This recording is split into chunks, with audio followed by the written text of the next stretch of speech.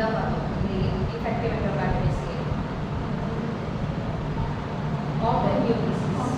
ஓகேவா? autoimmune diseaseனால வரதுக்கான chances அதிகம். which type of autoimmune disease most common? heart cause பண்ற most common autoimmune disease என்னது? SLE-னா systemic lupus erythematosus. ஓகேவா? ஓகே, autoimmune disease போயாச்சு. அப்போ ஃபோர்த்தா ஒன்று வருது. இது மூணையும் தாண்டி ஃபோர்த்தா ஒரு எட்டியாலஜியால பாஸ் ஆகுதுன்னா என்ன எட்டியாலஜியா? ருமேட்டிக் எல்லாமே நிறைய வருது. ஒன்று பாஸ் ஆகுது அப்படின்னா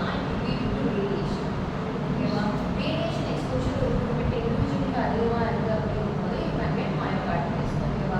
ஸோ இதை தாண்டி அடிஷ்னலாக எழுதணும்னா சில ட்ரக்ஸ்னால வந்துட்டு பாஸ் ஆகிறதுக்கு சான்சஸ் இருக்குது. ட்ரக்ஸ்னா I'm talking about not talking about this legal drugs.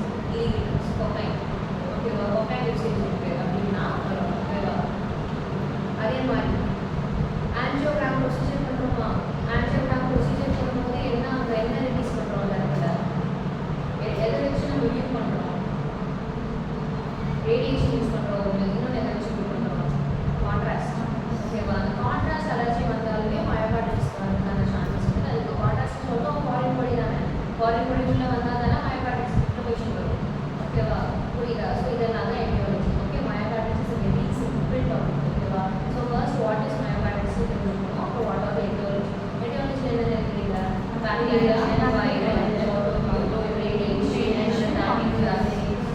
சில ட்ரக்ஸ்னால இல்லைன்னா இதையும் தாண்டி ஏதோ ஒரு ப்ரொசீஜர் பண்ணுறோம். அந்த ப்ரொசீஜர் ஓரியன்டாக ஒரு காம்ப்ளிகேஷன் வருது. அதுக்கு எக்ஸாம்பிள் யூ ரைட் ஆன்ஜியோகிராம். ஆன்ஜியோகிராமில் ரேடியேஷன் எக்ஸ்போஷர்னால வருது. Okay, fine. So next etiology முடிச்சோம். அடுத்து என்ன பண்ணலாம்? பேத்தோபிசியாலஜி. ஸோ பேத்தோபிசியாலஜியில் என்ன நடக்கும்னு நினைக்கிறீங்க? மயோகார்டைட்டிஸ் அப்படிங்கிறது